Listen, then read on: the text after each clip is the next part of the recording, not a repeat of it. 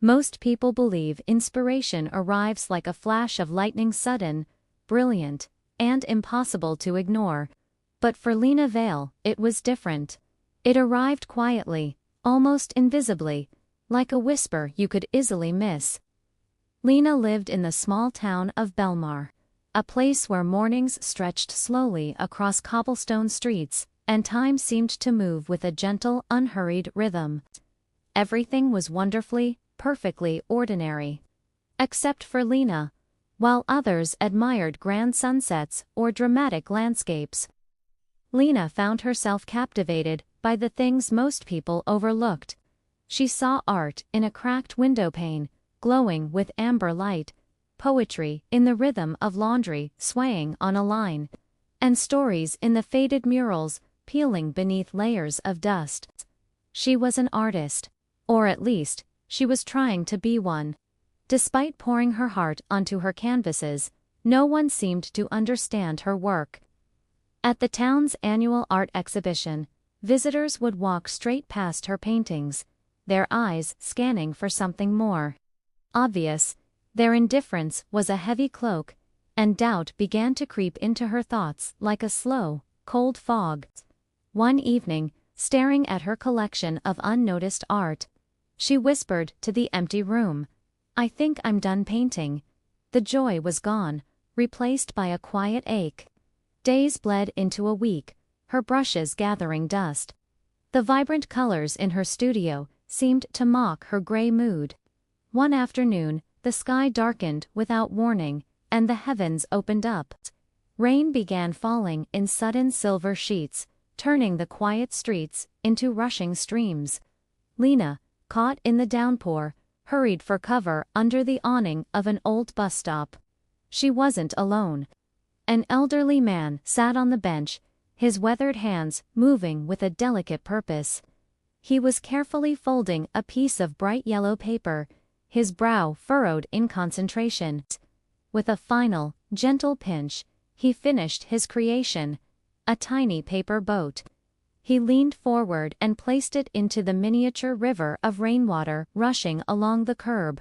The little boat spun happily for a moment before setting sail on its short, determined journey.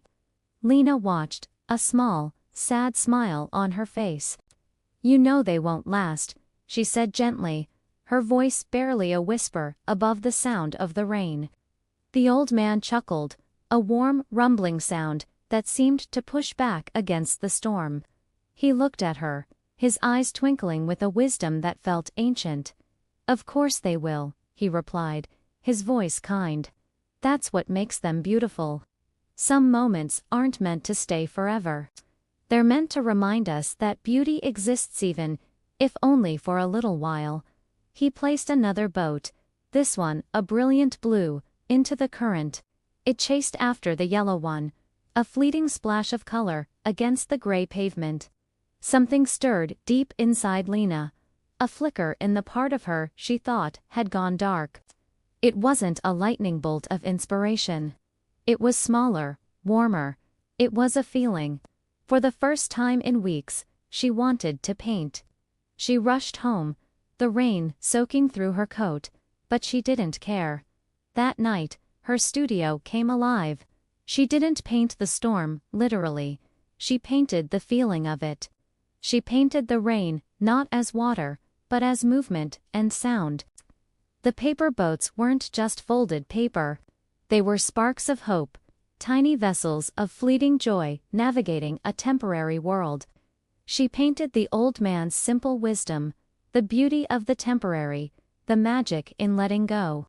When the first light of dawn spilled through her window, she looked at the wet canvas, her hands stained with paint, and she finally understood. She hadn't lost her inspiration. She had only stopped noticing it. She had been looking for a grand symphony when all she needed was to listen for the quiet melody of everyday life. From that day on, Lena began to see the world differently. Her artist's eyes were open again, wider than ever. She painted soap bubbles, catching the afternoon light, iridescent and perfect for a single second before they vanished. She painted a construction worker sitting on a steel beam, sharing his lunch with a stray cat. She painted the faint outlines of children's chalk drawings on the sidewalk, softened and blurred by the morning rain. Every canvas became a testament to the small wonders she had almost forgotten. Each painting whispered the same gentle message. There is magic here, if you just slow down enough to see it. At the next town festival, something had changed. People didn't just walk past her work, they stopped. They leaned in closer. An old woman stared at the painting of the soap bubbles, a tear tracing a path down her cheek. A young couple held hands as they looked at the construction worker and the cat, smiling at a memory of their own. They weren't just looking at paintings anymore. They were seeing pieces of their own lives, their own forgotten moments, reflected back at them. Amidst the small crowd that had gathered around her display, the elderly man from the bus stop appeared. He looked at her paintings, then at her, and a knowing smile spread across his face. "You saw it," he said simply. "Saw what?" Lena asked. "The world," he replied. He offered her one final piece of wisdom, a gift she would carry with her forever. "Never chase inspiration, my dear. It's too fast and too fickle. Instead, let it find you. It hides in the most ordinary places, just waiting for someone patient enough to notice." Years later, Lena Vale became a celebrated artist, known for her ability to capture the profound beauty of the ordinary. And she often thought back to that rainy afternoon, to the little paper boats and the wise old man. She learned that, sometimes, the smallest, most fleeting things carry the greatest beauty. Inspiration isn't reserved for grand adventures or dramatic events. More often than not, it waits quietly inside the ordinary moments of our lives, ready to transform the way we see the world, if only we take the time to look. Thank you so much for watching. If this story resonated with you, don't forget to like and subscribe for more. See you next time.